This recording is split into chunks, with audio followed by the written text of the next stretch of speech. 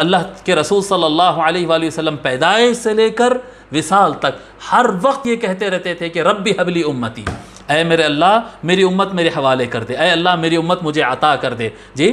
اللہ کے رسول صلی اللہ علیہ وسلم، ہم سب دعا کرتے ہیں اللہ ہم کو جنت عطا کر دے، اللہ ہم کو حور و غلمہ عطا کر دے، جنت میں محل عطا کر دے، ہم یہ دعا کرتے ہیں۔ سرکار صلی اللہ علیہ وسلم دعا کرتے ہیں اے اللہ میری امت کو بخش دے، میری امت کو میری شفاعت قبول فرما لے، میری امت کو۔ سرکار صلی اللہ علیہ وسلم صرف امت کے لیے دعا کر رہے ہیں جی، دنیا کے اندر بھی اور آخرت کے اندر بھی آقا صلی اللہ علیہ یہ کیا چیز ہوتی ہے جو امت کی، میں آپ کو غالباً سابق میں بھی بتایا ہوں، پھر ایک مرتبہ دہرا دیتا ہوں، ماشاءاللہ خواتین کی تعداد زیادہ ہے، وہ لوگ اس فیلنگ کو ہم مرد حضرات سے زیادہ سمجھتے ہیں۔ میں آپ کو سمجھاتا ہوں محبت کیسا کام کرتی ہے۔ ایک مرتبہ کا واقعہ ہے کہ میں اور میری والدہ میری امی کے ساتھ کھڑا تھا، اور میں بتا رہا ہوں کہ میری عمر شاید اس وقت 12 سال یا 13 سال کی عمر تھی، اور ہم کہیں جانے والے تھے چار مینار کے نزدیک۔ حیدرآباد میں چار مینار کے نزدیک بڑا بس ڈپو ہوا کرتا تھا، ابھی تو ختم کر دیا گیا۔ وہ بس ڈپو میں پیر صاحب کو یاد ہوگا، وہ بس ڈپو دیکھے ہوں گے میں سمجھتا ہوں۔ میں بھی اپنے یعنی بچپن میں والدہ کے ساتھ ہم کھڑے ہیں انتظار میں کہ بس آئے گی اور اس میں جانا ہے۔ تو وہاں پر ایک دیوانہ شخص تھا، پاگل، وہ دیوانے شخص کو بھی میں جانتا ہوں، یعنی مشہور تھا، وہ شہر کے اندر مشہور آدمی تھا۔ اس وقت میں نے اس کو پہلی مرتبہ دیکھا تھا، اور وہ شخص کیا کر رہا تھا کہ پتھر اٹھا رہا ہے یا کسی کے اچانک ایسا قریب جاتا ہے جیسے حملہ کر رہا ہے، گالی دیتے ہوئے قریب جاتا پھر رک جاتا۔ حملہ کسی پہ نہیں کرتا، وہ حملہ کسی پہ نہیں کرتا، مگر ایسا اچھل کود کر ایسا آتا جیسے حملہ کر دیا ہو۔ تو وہ دیوانے چالے کرتے ہوئے اس طرح بس ڈپو میں گھوم رہا ہے، اور میں میری امی کے ساتھ کھڑے، امی تھوڑا پیچھے ہے اور میں سامنے کھڑا ہوں۔ وہ چلتے چلتے پتہ نہیں اچانک پلٹا اور زمین پر سے ایک بڑا پتھر اٹھایا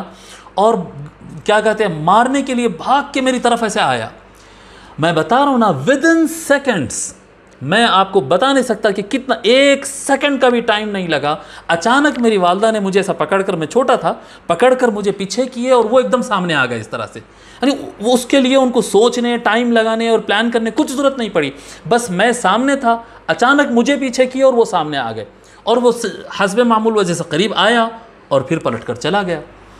تو دوسرے لوگ کہنے لگے کہ بی بی مت ڈرو مت ڈرو، وہ مارتا نہیں، خالی ایسی گڑبڑ کرتا۔ تو دوسرے بزرگ آدمی بازو ٹھہرے تھے، نہیں اماں اچھا کرے،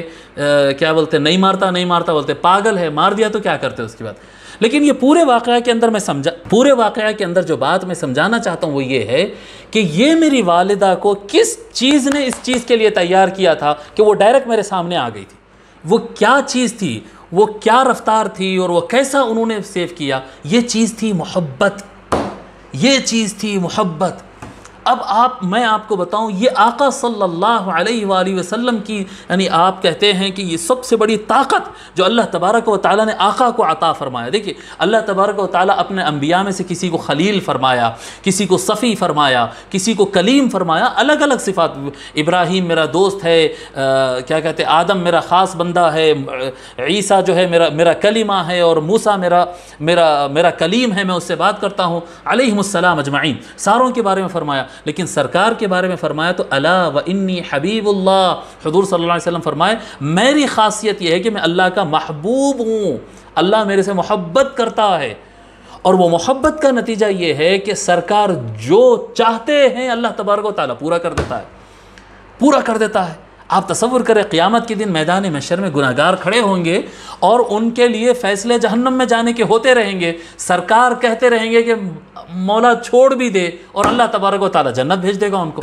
اعمال اور کردار کے حساب سے جہنم میں جانا ہے، لیکن وہ چھڑا رہے ہیں، یعنی جہنم اور گناہگار بندوں کے درمیان اللہ کے رسول صلی اللہ علیہ وسلم درمیان میں آ رہے ہیں اور بچا رہے ہیں۔ یہ کیا چیز ہے یہ کہ آقا صلی اللہ علیہ وسلم معلم ہے، آقا صلی اللہ علیہ وسلم مربی ہے، آقا صلی اللہ علیہ وسلم ایک رول ماڈل ہے، آقا صلی اللہ علیہ وسلم خاتم النبیین ہے، لیکن سب سے بڑی انرجی، سب سے بڑا پاور حضور اکرم صلی اللہ علیہ وآلہ وسلم کے اندر جو اللہ تبارک و تعالیٰ نے رکھا ہے وہ ہے